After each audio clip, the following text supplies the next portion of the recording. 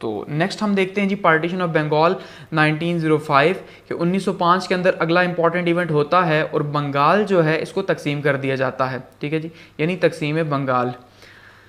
अब सबसे इंपॉर्टेंट चीज़ आपने दिमाग में रखनी है कि अगर आप ये पूरी की पूरी लॉन्ग वीडियो नहीं देखना चाहते तो यहाँ नीचे प्लेलिस्ट मौजूद है जिसके अंदर सारे के सारे हिस्ट्री की वीडियोस मौजूद हैं, तो आप वहाँ पे क्लिक करके वो सारी वीडियोस वन बाय वन भी देख सकते हैं। तो पार्टीशन ऑफ बंगाल की अगर बात करें तो पार्टीशन ऑफ बंगाल में सबसे पहले अगर इसका बैकग्राउंड देखें तो पार्टीशन ऑफ बंगाल क्यों हुई, क्योंकि बंगाल जो है वो एक बहुत बड़ा जो है वो इलाका था, यानी इसके कॉजेज़ में इसका एरिया बहुत बड़ा था, तकरीबन जो है वो 6 लाख किलोमीटर के करीब इसका एरिया था और इसकी जो आबादी थी वो 8 मिलियन 8 करोड़ के करीब आबादी थी और हिंदुस्तान के सबसे बड़े सूबों में से एक सूबा था, ठीक है, और इसको मैनेज करना बहुत बड़ा मुश्किल था, यानी एडमिनिस्ट्रेटिवली इसको मैनेज करना मुश्किल था, जिस वजह से जो है इसको तकसीम किया गया ईस्ट और वेस्ट के अंदर, यानी ईस्ट बंगाल, ये सामने आप यहाँ मैप पे देखें, ये ईस्ट बंगाल, ये वेस्ट बंगाल, तो ये सारे का सारा एक ही बंगाल था, ठीक है, और ये आसाम भी इसके अंदर शामिल था।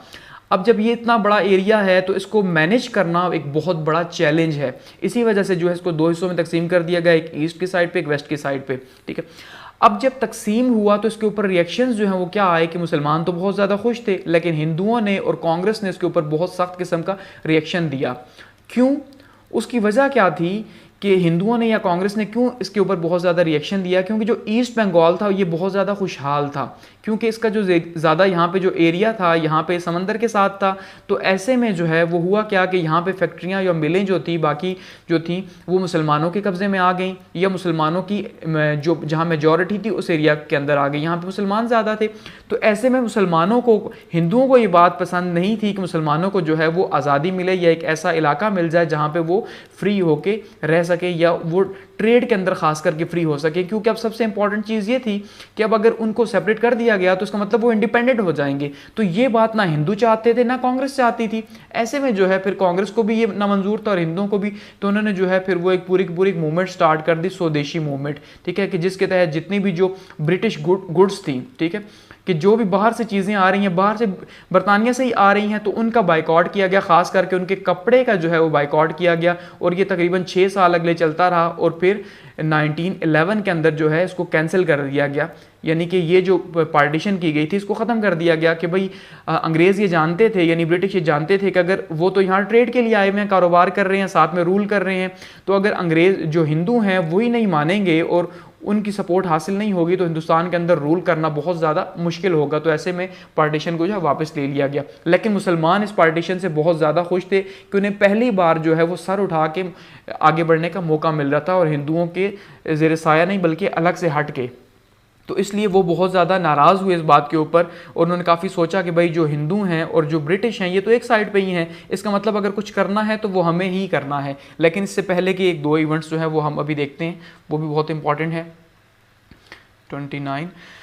तो उसके बाद क्या हुआ जी, शिमला डिपुटेशन की बात करते हैं 1906 के अंदर। नेक्स्ट इंपॉर्टेंट यानी कि शिमला वफ्द जो है ये भी एक बहुत इंपॉर्टेंट जो है वो वफ्द रहा जो कि जिसने वाइसराय से मुलाकात की। शिमला डिपुटेशन क्या है जी, एक 35 रुकनी वफ्द जो है उसने शिमला में जो है वो लॉर्ड मंटो से मुलाकात की, जिसको शिमला वफ्द कहा गया।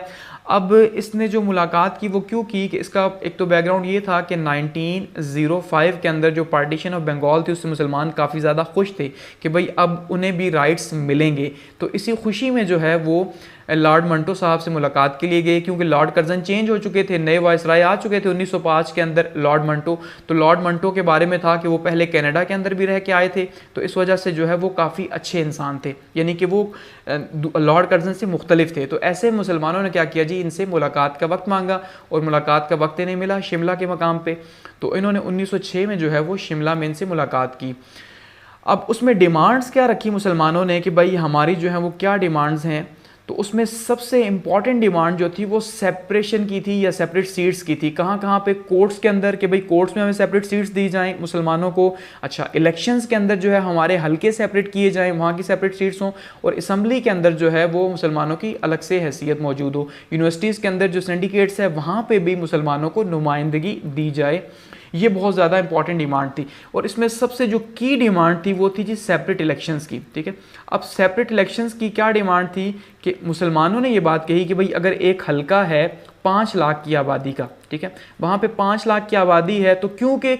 हिंदुओं की आबादी ज़्यादा है, हिंदू हैं ही ज़्यादा, अब जब हिंदू ज़्यादा हैं तो इसका मतलब अगर 5 में से 4 लाख जो हैं वो हिंदू हैं, तो ओबियसली यहाँ पे एक नुमाइंदा हिंदुओं का है, एक मुसलमानों का है, तो जीतेगा कौन? हिंदुओं का नुमाइंदा जीतेगा। ऐसे में मुसलमानों को तो कोई फ़ायदा नहीं, तो ऐसे में आप क्या करें, सेपरेट इलेक्शंस जो हैं इसका राइट मुसलमानों को दें कि ये जो 1 लाख का हल्का है जहाँ पे 1 लाख मुसलमानों की आबादी है, यहाँ पे इसके लिए अलग से मुसलमानों के लिए इंतखाबात का तरीका हो। तो ये बहुत ही इंपॉर्टेंट डिमांड और बहुत ही जो है वो लॉजिकल भी थी। तो ऐसे में जो है लॉर्ड मंटो साहब ने कहा कि भाई मैं आपकी सारी डिमांड्स जो है उनको, अब जो नया एक्ट आएगा यानी जो नया लॉ आएगा इंडिया के अंदर, उसके अंदर हम इसको सारे के सारे को रखेंगे और इसमें से बहुत सी डिमांड्स आपकी जो है वो पूरी भी करेंगे। तो यूँ शिमला डेपुटेशन जो है वो काफ़ी अच्छे तरीके से नहीं वापस आया, उसको काफ़ी हौसला अफजा जो है वो नताइज मिले।